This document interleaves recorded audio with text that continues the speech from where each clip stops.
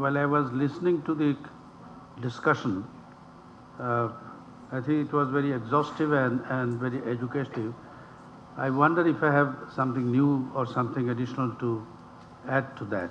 I will make a few comments, but pretty short. One is who are the people or who are the functionaries involved in making policies, and what is the responsibility, accountability, cost that they bear for or reward that they get for choosing right policy and for failing to choose right policy. I guess the players are, we have talked about political commitment, political will, etc. The politics do play an important part, but they are not the only people who are involved in the politics, in policy making. As Topon has pointed out, there are people in the society who lose or gain by the policies that the government make. The government take advice or get advice from the officials who work for the government. The government as a political unit gets a lot of information and a lot of expectations communicated to them by the people, and the political component of the government has to take that into account. Looking back on my experience as a government servant, I do not recall many occasions when the political bosses turned down a sensible advice offered by the civil servants and the other functionaries of the government. It has to be based on analysis and also some understanding of what is feasible at a particular point of time for the government as political component, and the reward and the cost that they expect and the cost that they can bear. That is an important thing. I wonder if there is a uniquely best policy choice for any government at any point of time, anywhere in the world. In our discussion today, the professionals made suggestions. There was difference in the suggestions made by them, and there were differences in the emphasis and so on. So that is why I think the policy process is very important. I would suggest that at some point of time, those who are interested in improvement of the policies that the government in Bangladesh makes, they may undertake a study of the policy process, how it works, who are the participants in the policy making game and so on. An important thing is what competence is required for making good policies, and are there shortcomings in terms of the competence which are brought to the forum by the various participants and the various functionaries who work on the policies. The other element is, which I think came up in some of the discussions, coordination. The government works in various departments, and each department has its own experience, its own beneficiary groups, its clientele group and so on.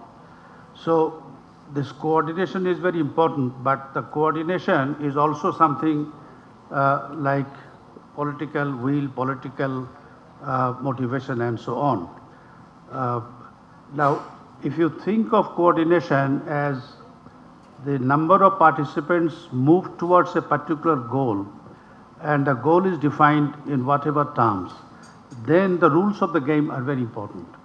What are the rules of the game which will guide the participants in their contribution to this policy making? That's why coordination becomes an important thing, and we can look at how the coordination is made in the policy making process and implementation process by the government. Tax, GDP, low, high, etc.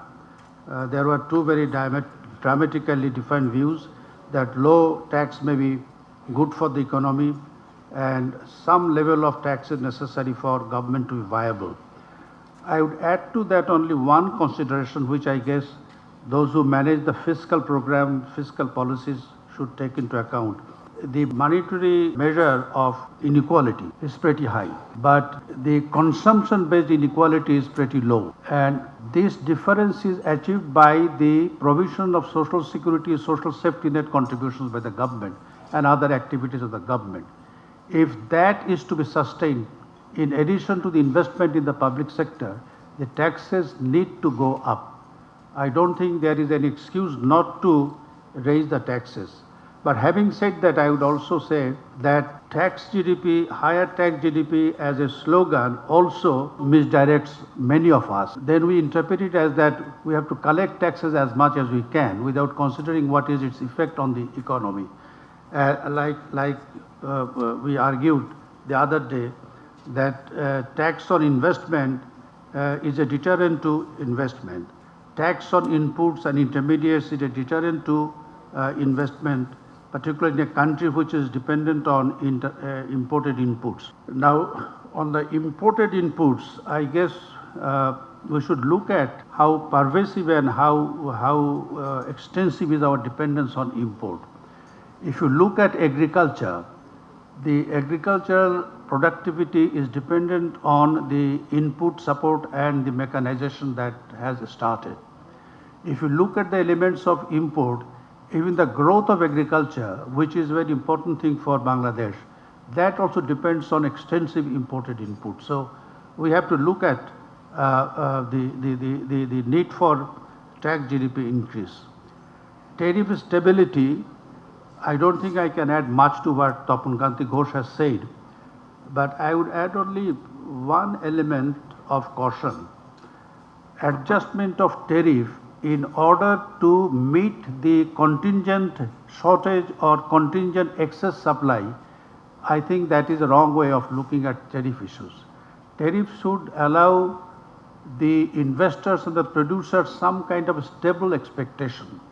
It is very difficult for the producer and the importer and the investor to adjust to tariff changes very frequently. In other words, tariff should avoid the tendency to create short-term expectation that creates a motivation for speculation, which is bad for economic management. Exchange rate, as of now and for quite some time, exchange rate has been an important thing, and I guess we would not dispute the contention that our problem at the moment is because of the exchange rate fluctuation and appreciation of taka and so on. There are two things which I think we may highlight. One is the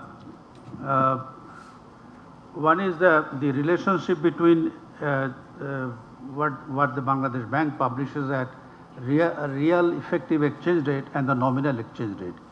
If you allow nominal exchange rate to deviate from the RER for a long time, there is an accumulation of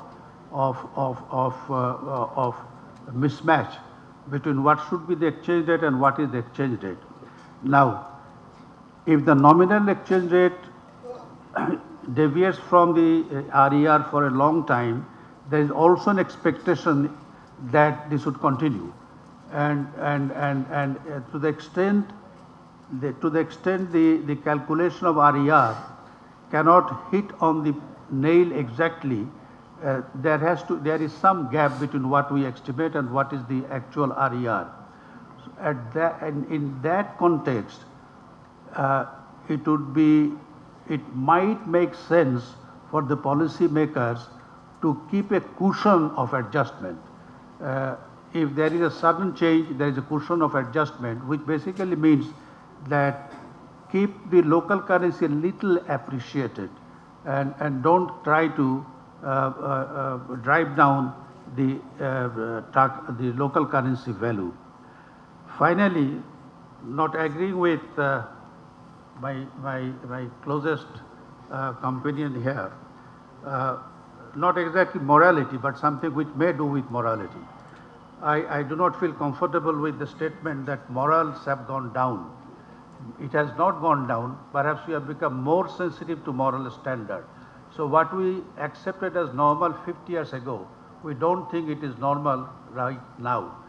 But instead of that, I would say that stability of expectation in the market, you need to expect how the market would behave and what kind of behavior of the market is conducive for the economy and the society.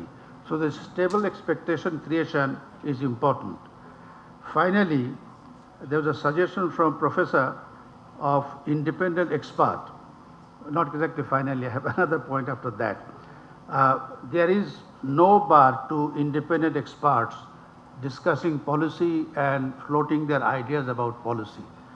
But the cost and the reward of policy is on the government. So the government is the ultimate chooser of what policies to be accepted and what policies not to be accepted. One way of doing that is having think tanks which can think independently and they can do it. Now, the final point was the independence of regulatory bodies. That is a very sensitive issue. Regulatory bodies have a social accountability. The government has a social accountability. The parliament is in a position to call for them for accountability. Now, US federal perhaps is the example of how a central bank can be independent. But you should not forget that Janet Yellen and Greenspan are the two exceptions who did not do as 2 terms under 2 political regimes. Janet Yellen did not get a second term, and Greenspan had 4 or 5 terms. So, I mean, even the most independent central bank in the world is not really so independent. Deutsche Bank is also another. When this European Central Bank was set up, the German Central Bank did not know what the politicians were agreeing to.